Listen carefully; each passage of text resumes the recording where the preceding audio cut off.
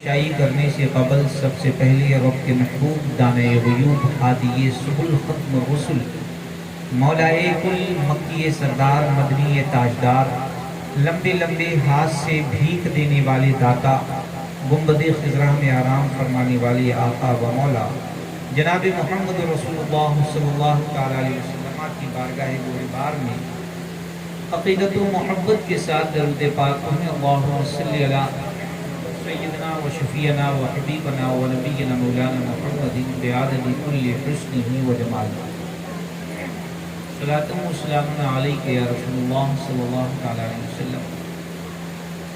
آپ لوگ کم ہیں لیکن اتنے بھی کم نہیں ہیں کہ اتنے خاموش رہیں۔ آپ ہمیں جانتے ہیں، ہم آپ کو جانتے ہیں،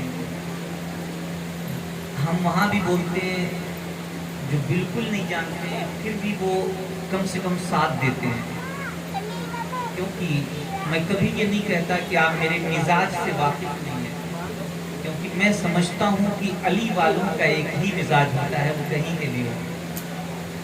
تو جب میں گفتگو کروں ساتھ آپ دیں گے، اگر آپ کی یہ سستی رہی تو میں بھی سست ہو جاؤں گا، اگر یہ سستی کو چستی میں بدل دیں تو میں بھی چست ہو جاؤں گا۔ محبت کے ساتھ درود پاک پڑھیں اللہم صلی علی سیدنا و شفیعنا و حبیبنا و نبینا مولانا محمد قیادت کل حسن و جمالی۔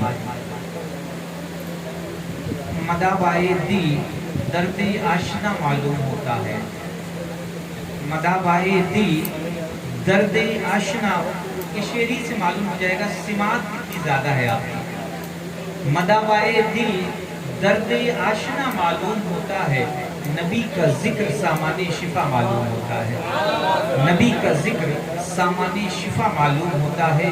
اور وہ محبوب خدا یادوں میں جب تشریف لاتے ہیں، وہ محبوب خدا یادوں میں جب تشریف لاتے ہیں، دل مستر میرا غار ہرا معلوم ہوتا ہے، دل مستر میرا غار ہرا معلوم ہوتا ہے۔ اور چھلک جاتی ہیں جب آنکھیں یاد مدینہ میں، چھلک جاتی ہیں آنکھیں جب یاد مدینہ میں، تسلی سی دیتا ہوا کوئی معلوم ہوتا ہے، تسلی سی دیتا ہوا کوئی معلوم ہوتا ہے۔ اور جبین شوق کی بے تابیاں بڑھنے لگی صفوی، جبین شوق کی بے تابیاں بڑھنے لگی صفوی، کہیں نزدیک ان کا نقش پا معلوم ہوتا ہے، کہیں نزدیک ان کا نقش پا معلوم ہوتا ہے۔ اور مولا کی بارگاہ میں یہ شعر عقیدت سے پیش کرتا ہوں کہ علی کے وصف کا آخر شمار کیسے ہو، علی کے وصف کا آخر شمار کیسے ہو، علی کا ذکر سمندر ہے پار کیسے ہو، علی کا ذکر سمندر ہے پار کیسے ہو۔ وہ کہتے ہیں کہ علی کو ہم بھی مانتے ہیں، وہ کہتے ہیں کہ علی کو ہم بھی مانتے ہیں، منافقوں کا مگر اعتبار کیسے ہو، منافقوں کا مگر اعتبار کیسے ہو۔ محبت کے ساتھ درود پاک سیدنا و شفیعنا و حبیبنا و نبینا مولانا محمد بعدد کل حسن و جمالی۔ کل کی تاریخ شاید آپ لوگوں کو نہ معلوم ہو، کل کی تاریخ علی کے بابا محسن انسانیت محسن رسول جناب ابو طالب کی پیدائش کا دن تھا۔ لوگوں کو احساس تک نہیں رہا۔ کسی نے مجھ سے سوال کیا تھا کل کہ جناب آپ تو اہل سنت ہیں، جناب ابو طالب کے بارے میں آپ کا کیا خیال ہے؟ اہل دشا تھے، انہوں نے سوال کیا، فون کیا مجھے، جناب ابو طالب کے بارے میں آپ کا کیا خیال ہے؟ میں نے کہا اگر مجھ سے پوچھنا چاہتے ہو کہ ابو طالب کو ہم کیا مانتے ہیں، تو طالب علم جو ہمارے یہاں ہوتا ہے جو دین کی تعلیم حاصل کرنے جائے، ہم نے کہا طالب علم وہ ہے جس کے قدموں میں فرشتے اپنے پر بچھاتے ہیں، طالب علم وہ ہے جس کے قدموں میں فرشتے پر بچھاتے ہیں، اور وہ طالب علم جس کا ادب کرے اسے استاد کہتے ہیں، استاد جس کا احترام کرے اسے عالم کہتے ہیں، عالم جس کا ادب کرے اسے فقیہ کہتے ہیں، فقیہ جس کا احترام کرے اسے محدث کہتے ہیں، محدث جس کا ادب کرے اسے مجدد کہتے ہیں، مجدد جس کے لیے ان کے کھا ہو جائے اسے تابعین کہتے ہیں، اور تابعین جس کا ادب کرے اسے تابعی کہتے ہیں، اور تابعین جس کا احترام کرے اسے صحابہ کہتے ہیں، اور صحابہ جس کا ادب کرے اسے رسول کہتے ہیں، رسول جس کا ادب کرے اسے نبی کہتے ہیں، اور جب تمام رسول نبی ادب کرے اسے پیغمبر کہتے ہیں، اور سارے پیغمبر جس کا ادب کرے کہتے ہیں، اور محمد جس کے لیے اٹھ کے کھڑے ہو جائے اسے فاطمہ کہتے ہیں، اور فاطمہ جس کی جوتی صاف کرے اسے علی کہتے ہیں، اور علی جس کو اٹھ کے بار بار سلام کرے اسے ابو طالب کہتے ہیں۔ نعرہ تکبیر، نعرہ رسالت، نعرہ رسالت، یہ جناب حیدری، یہ ابو طالب ہے، اور یہ مجھے ابو طالب کے بیٹے نے ہی بتایا ہے علی نے کہ نبی کی حقیقت کیا ہے۔ ہم کو دین صرف 3 جگہ سے مل سکتا ہے۔ کتنی جگہ سے؟ 3 جگہ سے۔ یا تو اہل بیت سے ہم دین لیں، یا تو صحابہ سے لیں، یا پھر ہم ام المومنین سے لیں۔ 3 ہی راستے رسول تک پہنچنے کے، یا تو صحابہ کے ذریعے، یا اہل بیت کے ذریعے، یا نبی کی بیویوں کے ذریعے۔ اس کے علاوہ چوتھا راستہ نہیں۔ لیکن آپ کو بہت آسان سی تشریح کر دوں، صحابہ ہم کو صرف اہل بیت اور صحابہ میں فرق بتا رہا ہوں۔ صحابہ مجھ کو صرف وہ دین دے سکتے ہیں جو باہر رسول نے مجھے دیا ہے، کیونکہ صحابہ گھر کے اندر جا نہیں سکتے، گھر میں محرم ہیں، عورتیں ہیں، گھر میں غیر صحابہ نہیں جا سکتے، لہذا صحابہ ہم کو صرف وہ دین دے سکتے ہیں جو رسول نے باہر فرمایا ہے۔ اب دوسری ام المومنین جو رسول کی بیویاں ہیں، تمام مومنوں کی ماں ہیں، وہ ہم کو دین صرف وہ دے سکتی ہیں جو رسول نے گھر کے اندر بتایا ہے، کیونکہ وہ باہر نہیں آ سکتی۔ نبی مسجد میں کیا بتا رہے ہیں ام المومنین نہیں جانتی، نبی نے بازار میں کیا بتایا ام المومنین نہیں جانتی، رسول نے گھر میں کیا بتایا یہ صحابہ نہیں جانتے۔ لیکن اگر ہم اہل بیت کی جوتیاں سیدھی کریں تو یہ اہل بیت وہ ہیں جب نبی گھر میں ہو تو یہ اہل بیت گود میں سر رکھ کے سوتے ہیں، جب نبی بازار میں ہو یہ کاندھے پہ سوار ہو جاتے ہیں، جب نبی مسجد میں ہو یہ پشت پہ ہوتے ہیں۔ ہم صحابہ سے جب لیں گے تو ہم کو گھر کے باہر کا دین ملے گا، ہم ام المومنین سے لیں گے تو ہم کو گھر کے اندر کا ملے گا، لیکن جب ہم اہل بیت کا چوٹ کے ساتھ دیں گے تو ہم کو گھر کا ملے گا اور باہر کا نہیں ملے گا۔ یہ راستہ ہے ہم کو دین تک پہنچنے کا، اور جب یہ دین تک ہم پہنچیں گے تب ہم کامیاب ہوں گے، کیونکہ اللہ تعالیٰ ہر جاندار چیز کو موت کا مزہ چکھنا ہے۔ دنیا کے جتنے بھی فرقے ہیں، کوئی بھی فرقہ ہو، ہر بات پہ کسی بندے کا اختلاف ہو سکتا ہے، لیکن موت پر کسی کا اختلاف نہیں ہے۔ ہر فرقہ مانتا ہے مجھے مرنا ہے۔ میرے آقا علیہ السلام نے فرمایا کہ میری امت کے لوگ 60 اور 70 کے بیچ میں زیادہ مریں گے، 70 کو جو کراس کریں گے وہ بہت کم ہوں گے۔ میرے رسول نے فرمایا میری امت کے لوگ 60-70 کے بیچ میں زیادہ مریں گے۔ اب جب ہم کو مرنا ہے تو مرنے کے لیے مرنے کی تیاری کرنا ہے، اور مرنے کی تیاری کا ایک بہت آسان سا طریقہ ہے۔ قرآن میں اللہ نے فرمایا انما یرید اللہ لیذھب عنکم الرجس اہل البیت ویطہرکم تطہیرا، بے شک اللہ نے تمام اہل بیت کو تمام نجاستوں سے دور رکھا ہے۔ ملا علی قاری فرماتے ہیں جب تمام اہل بیت تمام نجاستوں سے پاک ہے بس تم ان کے دامن سے وابستہ ہو جاؤ، یہ تم کو بھی ایسے ہی پاک کر دیں گے جس طریقے سے خود پاک ہے۔ فرمایا ان کے دامن سے وابستہ ہو جاؤ۔ اور مجھے ابو طالب کے بیٹے علی نے بتایا نبی کا احترام کیسے کرو۔ لوگ کہتے ہیں کہ طٰہٰ صفی صرف علی علی کرتا ہے، میں منبر کی قسم کھا کے کہہ رہا ہوں، رسول کی عظمت کی قسم کھا کے کہہ رہا ہوں، میں کبھی علی کو نہیں مانتا جب تک اگر مجھ سے نبی نہ کہتے۔ میں علی کو صرف اس لیے مانتا ہوں کیونکہ مجھ سے نبی نے کہا ہے۔ اگر نبی نہ کہتے آپ کو نہیں معلوم، قرآن کہتا ہے جس چیز کو میرا رسول دے اسے لے لو، اور جس چیز سے منع کرے اس چیز سے باز آؤ اور اپنی حد کے اندر رہو، کیونکہ اللہ حد سے زیادہ گزرنے والوں کو پسند نہیں کرتا۔ رسول نے مجھے علی دیا ہے۔ غدیر کے میدان میں میرے رسول نے علی کی باہ پکڑی اور فرمایا یہ علی ہے جس کا میں مولا ہوں اس کا یہ علی مولا ہے۔ تو ہم علی کی محبت، علی سے محبت اس لیے کرتے ہیں کیونکہ مجھے رسول نے دیا ہے، اور قرآن کہتا ہے جس چیز کو رسول دے اسے لے لو، جس چیز سے رسول منع کرے اس چیز سے باز آؤ۔ اور رسول کی عظمت جانتے ہیں، لوگ کہتے ہیں غدیر کے میدان میں علی کے ہاتھ میں لوگ بیٹھ ہوئے، آپ کو معلوم ہے ظہر سے عصر کے درمیان میں بیٹھ ہوئے کتنے لوگ؟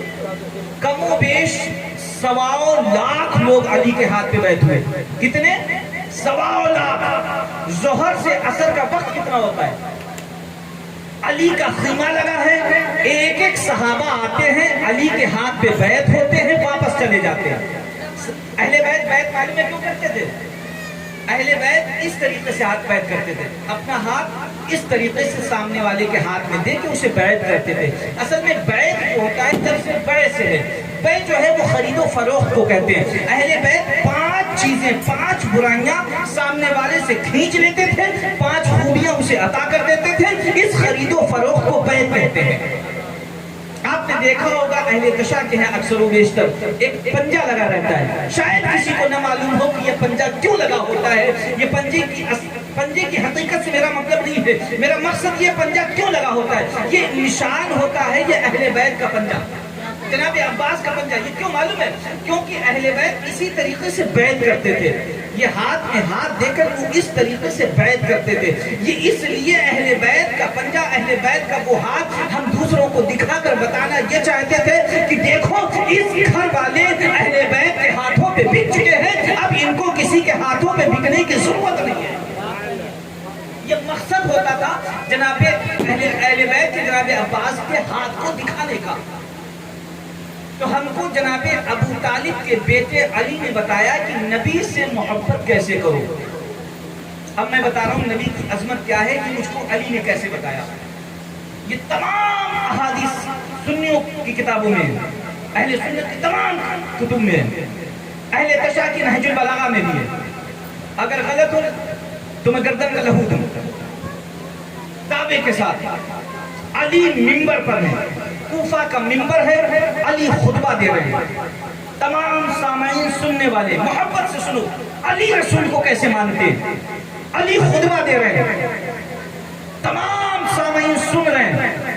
علی دوران خطبہ ہے کہ ایک یہودی سامنے سے کھڑا ہو جاتا ہے، ایک یہودی کھڑا ہو گیا۔ اے علی ذرا یہ بتاؤ، تم ہر سوال کا جواب اتنی آسانی سے دے دیتے ہو، تم سے جو سوال کیا جائے بڑی آسانی سے جواب دے دیتے ہو، تم اتنی اچھی ذوالفقار حیدری چلاتے ہو، تمہارے اندر وہ شجاعت ہے، وہ طاقت ہے، وہ قوت ہے، وہ علم ہے، اے علی تم کو یہ ملا کہاں سے ہے؟ اے علی تم کو یہ کہاں سے ملا ہے؟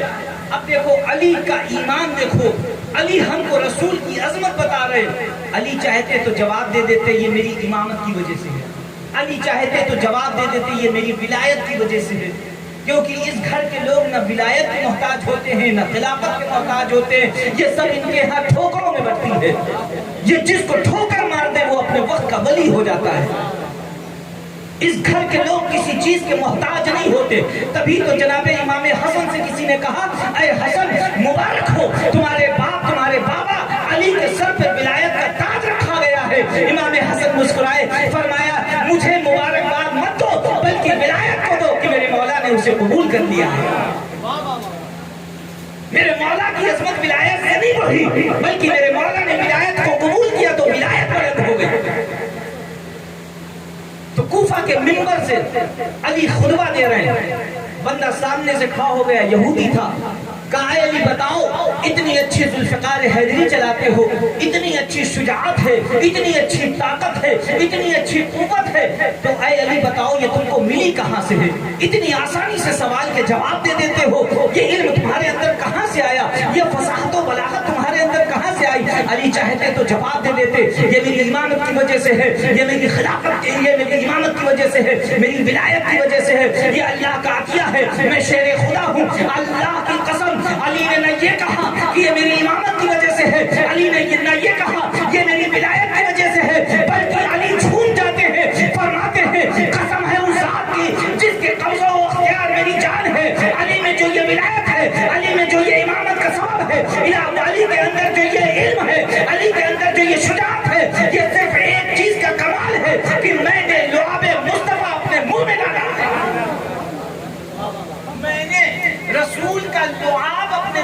رکھا ہے. اب وہ بندہ قریب آ گیا, یہودی قریب آیا, کہا اے علی مجھے کلمہ پڑھا دو, اے علی مجھے کلمہ پڑھا دو. علی نے کہا اچھا ابھی تک تو کلمہ نہیں پڑھتا تھا, اب کلمہ کیوں پڑھا ہے؟ کہا اے علی میں سمجھ گیا, جب قدموں میں بیٹھنے والا غلام ایسا ہے تو آقا کیسا ہوگا, جس کا شاگرد ایسا ہے اس کا استاد کیسا ہوگا, جس کا خادم ایسا ہے اس کا مخدوم کیسا ہوگا, جس کا غلام ایسا ہے اس کا آقا کیسا ہوگا, جس کا امتی ایسا ہے اس کا نبی کیسا ہوگا. علی نے اسے کلمہ پڑھایا, اسے مسلمان کیا. اس میں ایک منافق بیٹھا تھا, اٹھ کے کھڑا ہو گیا, کہا اے علی اچھا اب میں سمجھ گیا, تمہارے اندر جو یہ کمال ہے, تمہارے اندر جو یہ خوبی ہے, یہ تمہاری نہیں ہے, میرے نبی کے لعاب کا صدقہ ہے.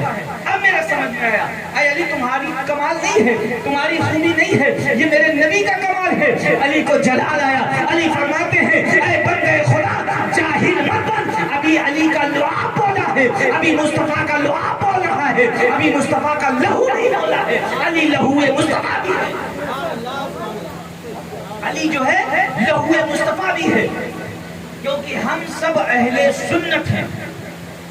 ہم جو بیٹھے ہیں اہل سنت ہیں. اہل سنت کے بارے میں کیا معاملہ ہے؟ اہل سنت چار میں سے ایک جو تقلید کے امام ہیں ان کی پیروی کرتے ہیں. امام ابو حنیفہ, امام شافعی, امام حنبل, امام مالک. سب سے بڑے امام امام ابو حنیفہ ہیں. یہ کون ہے؟ یہ تقلید کے امام ہیں, ان کی پیروی کرتے ہیں. اور امام ابو حنیفہ کون ہے معلوم ہے؟ امام ابو حنیفہ سے 100 سال کی عمر میں کسی نے پوچھا اے ابو حنیفہ تمہاری عمر کتنی ہے؟ امام ابو حنیفہ فرماتے میری عمر 2 سال کی ہے. فرمایا آپ 100 سال کے ہو کر 2 سال بتاتے ہیں؟ کہا اللہ کی قسم میں نے جو 100 سال گزارے ہیں اس میں جو 2 سال ہیں وہ میں نے امام جعفر صادق کی چوٹیاں سیدھی کی ہے. اگر وہ 2 سال میری زندگی سے نکال دیے جائے تو ابو حنیفہ ہلاک ہو جائے گا. یعنی جو سب سے بڑا امام ہو وہ اہل بیت کے گھر کا غلام ہوا. امام شافعی فرماتے میں نبی کے گھر کے ایک ادنا سے فرد کو دیکھتا ہوں, ایک ادنا سے سادات کو دیکھتا ہوں, اٹھ کے ادب سے کھڑا ہو جاتا ہوں. اللہ کی قسم اگر یہ عمل میرا جناب سیدہ دیکھ لے تو میری نجات ہو جائے. امام حنبل فرماتے, امام حنبل کے بیٹے آئے, کہا بابا جان مجھے بتائیں تمام صحابہ کے نام پر ترتیب لکھائیں. امام حنبل صحابہ اکرام کا نام ترتیب کے ساتھ لکھاتے ہیں. سیدنا صدیق اکبر, فاروق اعظم, عثمان غنی کا نام ہوتے ہوئے تمام صحابہ کا نام لکھوایا, علی کا نام نہیں لکھایا.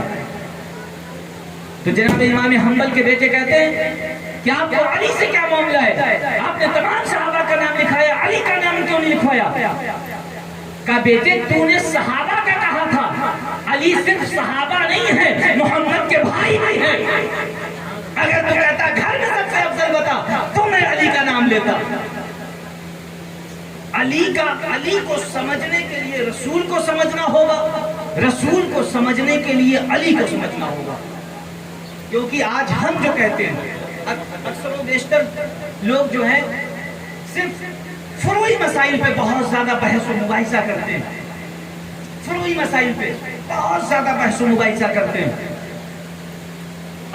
علی نے رسول کو کب سے مانا ہے؟ کچھ لوگ مجھ سے کہتے ہیں بحث ہوتی ہے کہ علی جو ہے سب سے پہلے ایمان لائے, کوئی کہتا ہے سیدنا صدیق اکبر سب سے پہلے ایمان لائے, کوئی کہتا ہے فلاں صحابی پہلے ایمان لائے. تو بالکل مولا کائنات کے بارے میں بالکل مقدس لفظ کا استعمال ہے کہ مولا کائنات سب سے پہلے ایمان لائے, جس نے بھی لکھا غلط ہے. کیونکہ علی ایمان سب سے پہلے نہیں لائے, ایمان وہ لاتا ہے جو کفر کے دلدل میں پھنسا ہو. علی ایمان لائے نہیں تھے, بلکہ جس طریقے سے رسول نے اپنی رسالت کا اعلان کیا تھا اسی طریقے سے علی نے اپنی ولایت کا اعلان کیا تھا. علی ایمان لائے نہیں تھے, ایمان کا اعلان کیا تھا. اور آؤ ہم بتائیں علی نبی کو کیسے مانتے ہیں. آج ہم نے جب بھی کتابوں کا مطالعہ کیا, کچھ مولویوں نے لکھا کہ مصطفیٰ کو 40 سال کے بعد نبوت ملی. 40 سال کے بعد نبوت ملی. بہت آسان لفظوں کا استعمال کر رہا ہوں کہ آپ کے سمجھ میں آئے. کسی نے کہا 40 سال کے بعد نبوت ملی. اب اس بندے خدا سے پوچھو کہ 40 سال کے بعد اگر نبی کو نبوت ملی ہے تو جو 40 سال کی زندگی تھی نبی کی وہ کیسے گزری؟ کیونکہ ایک وقت میں بندہ صرف ایک ہی چیز پہ ٹھہر سکتا ہے, یا تو وہ خود نبی ہوگا, یا وہ کسی کی امت میں ہوگا, یا پھر وہ کافر ہوگا. اب جب نبی نہیں تھے 40 سال تک تو کس کی امت میں تھے اس نبی کا نام بتاؤ. اور اگر کسی کی امت میں بھی نہیں تھے تو اگر جگر میں طاقت ہے تو تیسرے پہ فتوا لگاؤ. اب آپ کہو گے علی رسول کو کب سے نبی مانتے تھے؟ اللہ کی قسم کسی نے پوچھا علی سے کہ تم نبی کو کب سے نبی مانتے ہو؟ علی نے کہا لفظ کب بھی نہیں تھا, زندگی کا وجود نہیں تھا. کہا کب سے مانتے ہو؟ کہا نہ لفظ کب تھا نہ جب تھا. یہ بھی غلط ہے جس نے کہا اندھیرا تھا, جس نے کہا تنہائی تھی, کیونکہ تنہائی بھی مخلوق ہے, اندھیرا بھی مخلوق ہے. اندھیرا بھی نہیں تھا, تنہائی بھی نہیں تھی, اس وقت میرا رسول تھا. اب کب تھا؟ علی کی بارگاہ میں چلتے ہیں. میرے رسول کے بارے میں علی فرماتے ہیں, محبت کے ساتھ سنیں کہ مزہ آ جائے گا.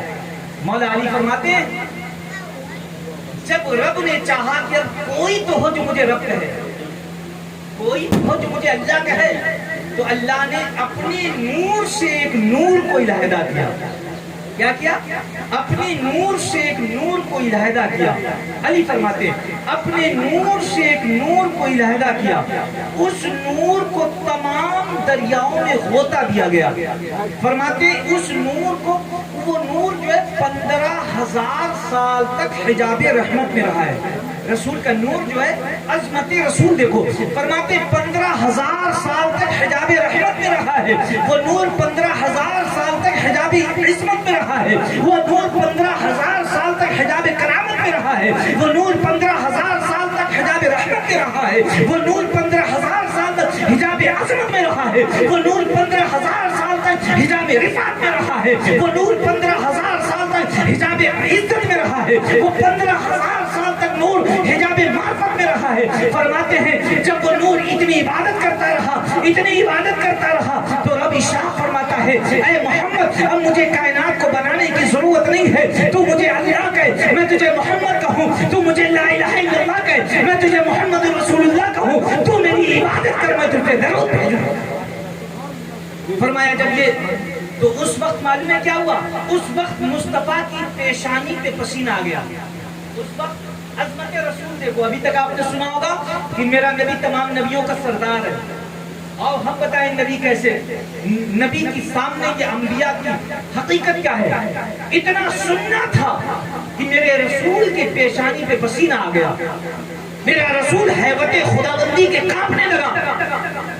اللہ کی عظمت و جلال سے میرے رسول کے چہرے پہ پسینہ آ گیا. اب رسول کا وہ پسینہ گرنا شروع ہوتا ہے.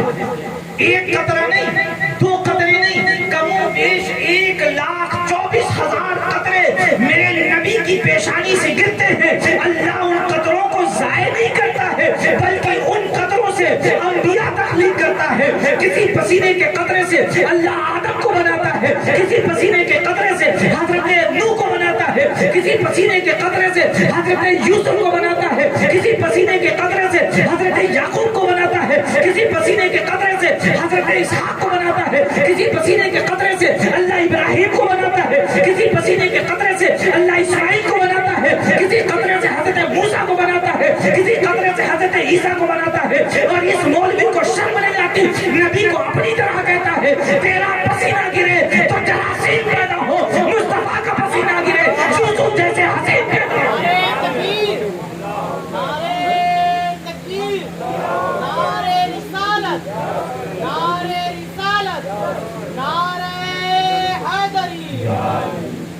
تیرا پسینہ گرے تو جراثیم پیدا ہو, مصطفیٰ کا پسینہ گرے یوسف جیسے حسین پیدا ہو. اب ذرا سوچو, یہ انبیاء کس چیز سے؟ نبی کے پسینے سے. تو جو نبی کے پسینے سے پیدا ہو, توجہ میری طرف دیں, جو نبی کے پسینے سے ہو اسے علیہ السلام کہو, اور جو نبی کے خون سے ہے اس کے علیہ السلام پہ فتوے لگاؤ. نبی کے پسینے سے ہیں، ان کا دیدار ہو، ایسی میری تقدیر کیا ہوگی؟ مصور جس میں خود شیدا ہو وہ تصویر کیا ہوگی؟ پسینے میں ہو جن کے کشش اتنی کہ ہو نبی پیدا، سوچو نبی کے خون کی تاثیر کیا ہوگی؟ جس کی رگوں میں رسول کا خون ہو۔ اب یہ معلوم ہے کیا ہوا؟ وہ نور حضرت آدم کا پتلا بنایا گیا، حضرت آدم کا پتلا بنایا گیا۔ فرشتے دیکھ رہے تھے، آدم کا پتلا بنایا گیا، فرشتے سامنے سے نکلتے تھے، آتے تھے، جاتے تھے، کوئی بھی آدم کے پتلے کی عزت نہیں کر رہا تھا۔ آدم کا پتلا نارمل طریقے سے رکھا ہوا تھا، فرشتے آ رہے تھے، جا رہے تھے، کسی کو احساس بھی نہیں تھا کہ آدم کو پتلا ہے، کوئی عزت نہیں، کوئی اس کو سجدہ نہیں کر رہا ہے، کوئی تعظیم نہیں کر رہا ہے۔ پھر اللہ، کیونکہ وہ آدم کا جو پتلا تھا بھی صرف ڈھانچہ تھا، اللہ نے اس پتلے میں نور محمدی کی روح ڈالی، نور محمدی کی روح پھونکی، آدم کی پیشانی پہ نور محمدی کو چمکایا گیا۔ جیسے ہی آدم کی پیشانی پہ نور محمدی کا چمکنا تھا، اللہ نے حکم دیا کہ آدم کو سجدہ کرو۔ بات سمجھ رہے ہیں؟ جب تک آدم کا پتلا صرف پتلا تھا تب تک حکم نہیں ہوا سجدہ کرو۔ جب آدم کی پیشانی میں اللہ نے نور محمدی کو ڈالا، حکم ہوا سجدہ کرو، بلا تمثیل۔ تاریخ گواہ ہے، تاریخ اٹھا کے دیکھیں، احادیث کتب کی کتابیں دیکھ لیں، آدم سے لے کے رسول تک کبھی کعبے کی طرف سجدہ کرنے کا حکم نہیں ہوا۔ جب 13 رجب کو علی کعبے میں پیدا ہوا، حکم ہوا کعبے کی طرف سجدہ کر۔ یہ مقام علی ہے۔ اور آگے آؤ ہم بتاتے ہیں۔ اب وہ نور محمدی آدم کی پیشانی سے نکالا گیا، آدم کی پیشانی سے وہ نور محمدی نکالا گیا، حضرت شیس کی پیشانی میں چمکایا گیا۔ حضرت شیس کون ہے؟ آدم علیہ السلام کے بیٹے ہیں۔ آدم علیہ السلام معلوم ہے؟ آدم علیہ السلام ہم لوگوں کی طرح نہیں تھے، اتنے کم ہائٹ کے۔ آدم علیہ السلام کا قد تھا 60 گز لمبے تھے، 9 گز چوڑے تھے، یعنی 60 گز کا مطلب 180 فٹ لمبے تھے، چوڑائی ان کی 9 گز یعنی 27 فٹ چوڑے تھے حضرت آدم علیہ السلام۔ آپ کے 500 بیٹے تھے، 499 بیٹیاں تھیں۔ صبح بیٹی ہوتی تھی، شام کو بڑی ہو جاتی تھی، دوسرے دن شادی ہو جاتی تھی۔ جو بچے آج پیدا ہوں گے ان میں آپس میں شادی نہیں ہو سکتی تھی۔ جو آج بیٹی پیدا ہوئی، کل بیٹا پیدا ہوا، یا آج بیٹا پیدا ہوا، کل جو بیٹی پیدا ہوئی، اس میں آپس میں شادیاں ہو جائیں گی۔ تو آدم علیہ السلام کی پیشانی سے وہ نور کو نکالا گیا، شیش کی پیشانی میں ڈالا گیا۔ رسول فرماتے ہیں میں پاک بطنوں سے پاک بطنوں میں منتقل ہوتا رہا۔ آدم کی پیشانی سے شیش کی پیشانی میں آیا، شیش کی پیشانی سے وہ حضرت نوح کی پیشانی میں آیا، نوح سے حضرت ابراہیم کی پیشانی میں آیا، وہاں سے حضرت اسماعیل کی پیشانی میں آیا، وہاں سے عبد مناف کی پیشانی میں آیا، وہاں سے قصا کی پیشانی میں آیا، وہاں سے کلاب کی پیشانی میں آیا، وہاں سے لبی کی پیشانی میں آیا، وہاں سے مدارکہ کی پیشانی میں آیا، وہاں سے کنعان کی پیشانی میں آیا، وہاں سے باغ بنت کی پیشانی میں آیا، وہاں سے معاد کی پیشانی میں آیا، وہاں سے بنو ہاشم کی پیشانی میں آیا۔ یہاں پہ ہوتے ہوتے ہوتے ہوتے وہ نور عبد المطلب کی پیشانی میں آ کے ٹھہر جاتا ہے، وہ نور عبد المطلب کی پیشانی میں آ کے ٹھہر جاتا ہے۔ پھر عبد المطلب کی پیشانی سے وہ نور 2 حصوں میں تقسیم ہوتا ہے، ایک حصہ جناب عبداللہ کے حصے میں آتا ہے، ایک حصہ جناب ابو طالب کے حصے میں جاتا ہے۔ جو عبداللہ کے حصے میں آیا وہ محمد رسول اللہ ہے، جو ابو طالب کے حصے میں گیا وہ علی ولی اللہ۔ یہ نور وہاں سے چلتا ہوا یہاں پہ آیا، کیونکہ یہ بار نبوت ہی اتنا ایسا ہے۔ جب میرے آقا علیہ السلام اس دنیا سے رحلت فرما گئے، بظاہر اس دنیا سے چلے گئے، تو رسول کے کچھ جبے تھے، کچھ امامہ تھا، کچھ صافے تھے۔ جناب عباس بن عبد المطلب تشریف لائے، جناب عباس بن عبد المطلب یعنی مولا کائنات کے چچا تشریف لائے۔ فرمایا کہ اے علی، اس وقت خاندان میں سب سے ضعیف میں ہوں، میں چاہتا ہوں کہ میرے رسول کی جو بھی خوبیاں ہیں، جو بھی آپ کے تبرکات ہیں، وہ مجھے دے دیے جائیں۔ مولا کائنات نے فرمایا چچا بیٹھیے، میں ابھی لے کے آتا ہوں۔ حضرت علی اندر گئے۔ میں آپ کو بتا رہا ہوں رسول کے بعد علی کا مقام کیا ہے۔ علی اندر چلے گئے، علی وہاں سے امامہ رسول لے کر آئے، رسول کا عبا لے کر آئے، رسول کا جبہ لے کر آئے، رسول کی پگڑی لے کر آئے، رسول کی تسبیح لے کر آئے، رسول کے پورے تبرکات لے کر علی آ گئے۔ کہا میرے چچا یہ تبرکات میرے رسول کے ہیں، یہ امامہ اپنے سر پہ رکھیے۔ علی نے وہ امامہ اٹھایا، جناب عباس بن عبد المطلب کے سر پہ رکھا، رسول کا عبا نکالا، رسول کا عبا جناب عباس کے بازو پہ ڈالا۔ اب فرمایا کہ اے جناب عباس، آئے میرے چچا اٹھ کے کھڑے ہو جائیے اور چلیے۔ جناب عباس فرماتے ہیں، عباس بن عبد المطلب حضرت مولا علی کے چچا فرماتے ہیں کہ میں اٹھ ہی نہیں پا رہا تھا، لگ رہا تھا میرے اوپر دنیا کا سب سے بڑا بوجھ لاد دیا گیا۔ رسول کا امامہ رکھا گیا تو جناب عباس فرماتے ہیں، جو حضرت علی کے چچا ہیں، فرماتے ہیں میں اٹھ بھی نہیں پایا، ہلکی سی جنبش بھی نہیں آئی۔ فرمایا اے علی تم نے میرے سر پہ کیا رکھ دیا کہ میں ہل بھی نہیں پا رہا ہوں؟ علی نے فرمایا اچھا، آپ نے بلایا اے حسن یہاں آؤ۔ امام حسن اندر تھے، چھوٹے سے بچے ہیں، تقریباً 7-8 سال کا بچپن آئے۔ فرمایا حسن یہاں آؤ۔ حسن آئے، علی نے وہی امامہ امام حسن کے سر پہ رکھا، وہی عبا جناب امام حسن کو پہنایا۔ امام حسن گھومتے رہے، ٹہلتے رہے اس امامے کو پہن کے۔ پھر حضرت علی نے امام حسین کو بلایا، اے حسین یہاں آؤ۔ حسین آئے، وہی امامہ حسین کے اوپر رکھا، وہی جبہ امام حسین پہ رکھا، امام حسین بھی ٹہلتے رہے۔ جناب عباس نے علی کا بازو پکڑا، کہا اے علی ذرا مجھے یہ بتاؤ، مجھے اس بات پر تعجب نہیں ہے کہ تمہارے بچے رسول کا امامہ سر پہ رکھ کے ٹہل رہے، مجھ کو تعجب یہ نہیں ہے، رسول کا عبا تمہارے بچوں نے اٹھا لیا، کیونکہ یہ شیر خدا کے شیر ہے، یہ شیر خدا کے بیٹے ہیں، مجھے معلوم ہے طاقت و قوت والے ہیں، لیکن علی میں پوچھنا یہ چاہتا ہوں، رسول کا عبا، رسول کا امامہ، رسول کا اتنا بڑا عبا تم کو بھی بالکل فٹ آتا ہے، امام حسن جو چھوٹا سا بچہ ہے اس کو بھی فٹ آتا ہے، امام حسین ہے ان کو بھی فٹ آتا ہے، اس کا معاملہ کیا ہے؟ علی فرماتے ہیں چچا کہ آپ کو خبر نہیں، امامت کا ولایت اور نبوت کا بوجھ امام کے سوا کوئی دوسرا اٹھا ہی نہیں سکتا۔ یہ مقام علی ہے۔ شاید آپ لوگوں کو گرم کر رہی ہے، اس لیے میں اپنی بات بہت مختصر کر کے، کیونکہ یہ مجلس جو ہے وہ اس بات پہ ہے کہ ہمارے بہت عزیز عادل کے والد بزرگوار اس دنیا سے رحلت کر گئے، سب پہ یہ دن آنے ہیں، اور یہ ایسے دن ہیں کہ انسان کے اوپر جب یہ دن پڑتے ہیں تو صرف وہی اس درد کو محسوس کر سکتا ہے جس نے وہ درد جھیلا ہوا، اور اگر اس درد کو کسی میں جھیلنے کی طاقت نہ ہو تو ہمارے لیے بہت اچھا سا غم ہے، غم کربلا۔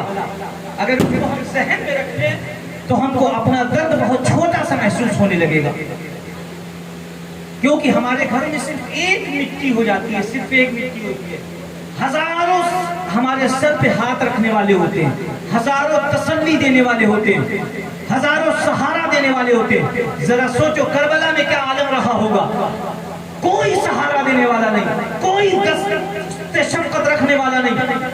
آپ کے یہاں ایک جنازہ ہو جائے، ہزاروں کی بھیڑ ہوتی ہے جنازے کو اٹھانے کے لیے۔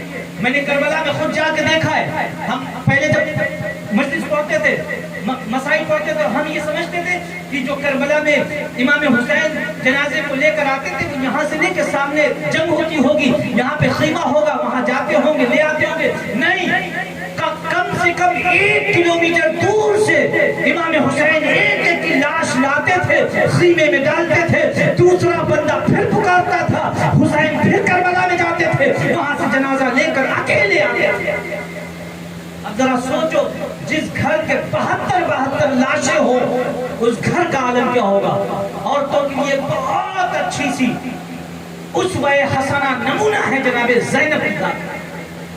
یہ وہ شہزادیاں ہیں جن کو فرشتے جھولا جھلاتے تھے، یہ وہ شہزادے ہیں جن کے اشارے پہ چاند کو ٹکڑے ہو جاتا ہے، یہ وہ شہزادے ہیں یہ چاند سے کھیلتے ہیں، سورج سے کھیلتے ہیں، ان کے اشارے پہ انبیاء کھڑے رہتے ہیں۔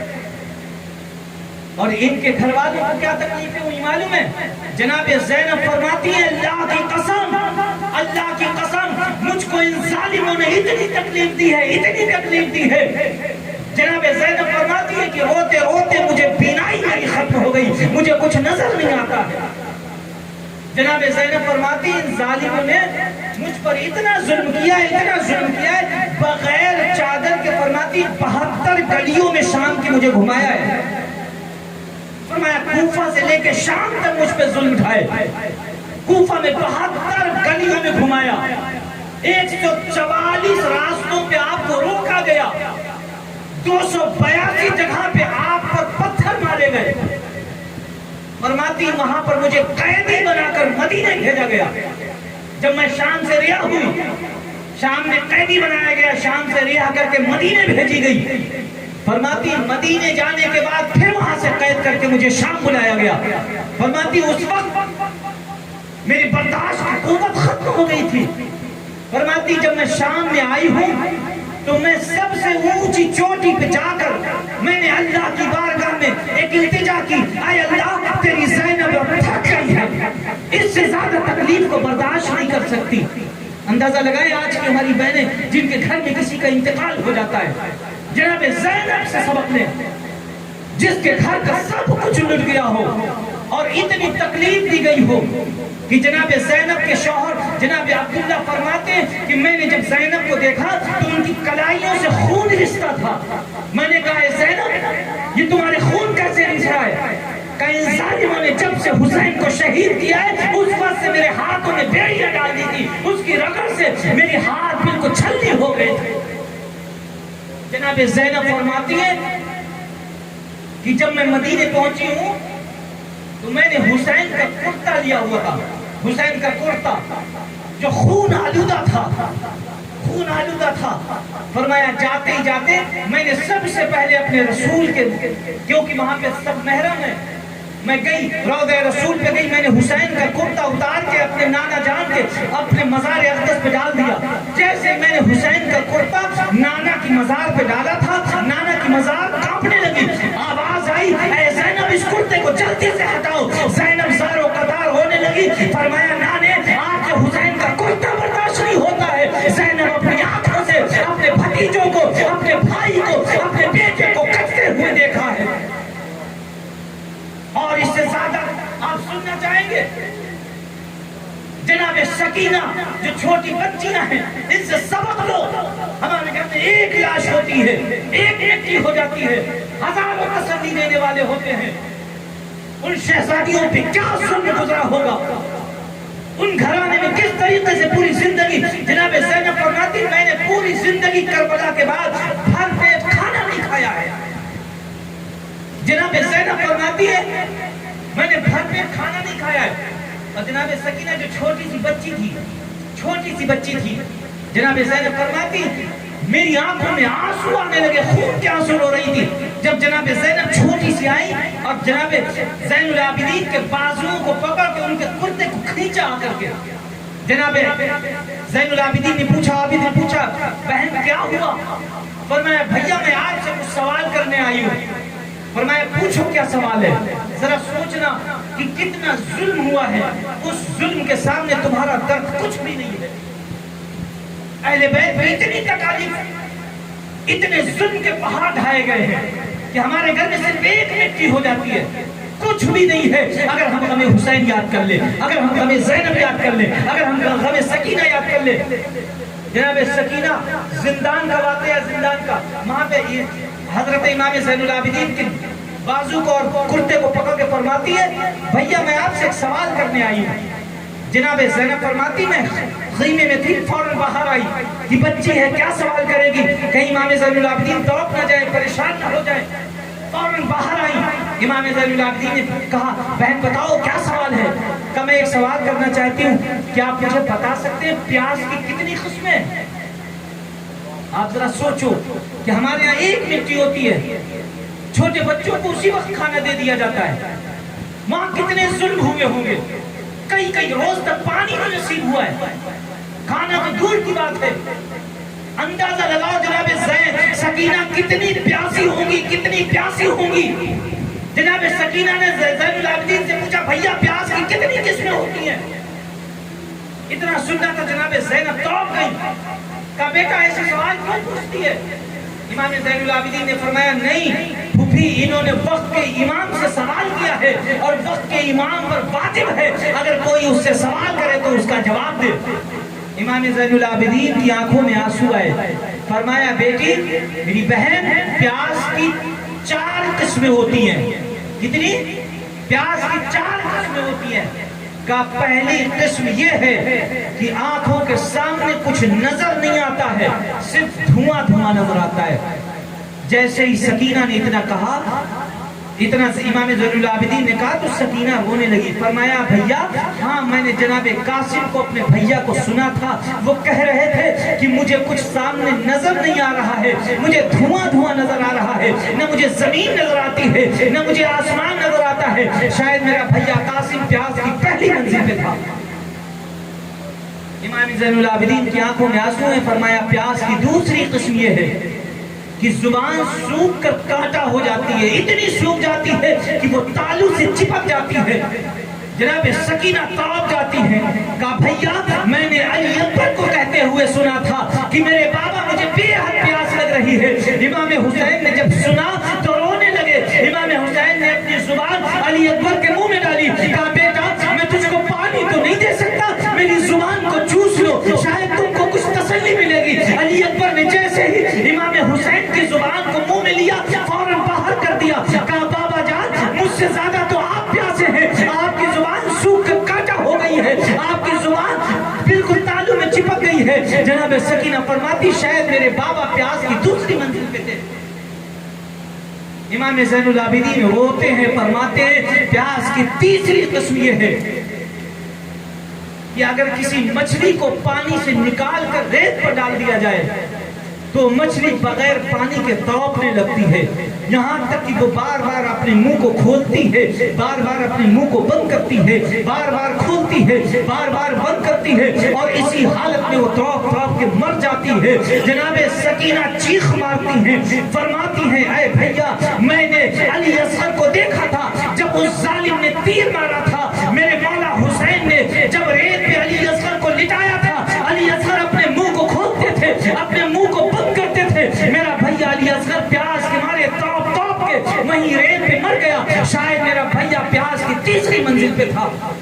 اتنے میں امام زین العابدین فرماتے ہیں پیاس کی آخری سب سے بدتر منزل یہ ہے کہ بندے کو اتنی پیاس ہوتی ہے، اتنی پیاس ہوتی ہے، اتنی پیاس ہوتی ہے کہ اس کا گوشت ہڈیوں سے چھوٹ جاتا ہے، اس کا گوشت ہڈیوں سے الگ ہو جاتا ہے، اس کا خون اس کا گوشت بہنے لگتا ہے اور وہ عنقریب موت کے آغوش میں چلی جاتی ہے، وہ بندہ موت کے آغوش میں چلا جاتا ہے۔ جناب سکینہ رونے لگتی ہیں، اپنے دونوں ہاتھوں کو سامنے کرتی ہیں، کہتی ہے بھیا دیکھیے میری ہڈیوں نے گوشت کا ساتھ چھوڑ دیا ہے، میرا گوشت بہنے لگا ہے، بھیا مجھے پیاس بے حد لگ رہی ہے، شاید میں پیاس کی چوتھی منزل پہ ہوں، عنقریب میں اپنے بابا جان سے ملنے جا رہی ہوں۔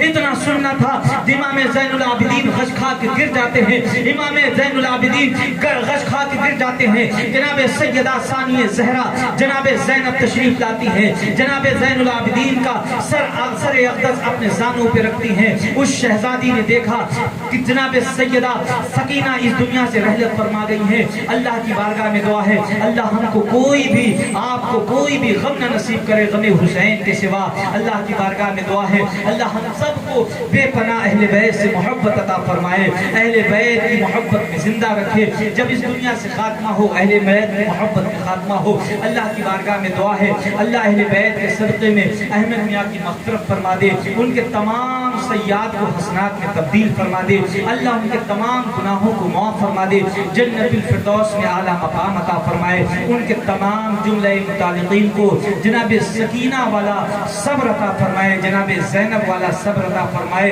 اور ان کی نیک نصیحتوں پہ ان کے گھر والوں کو عمل کی توفیق عطا فرمائے۔ وما علینا الا البلاغ۔ السلام علیکم ورحمۃ اللہ۔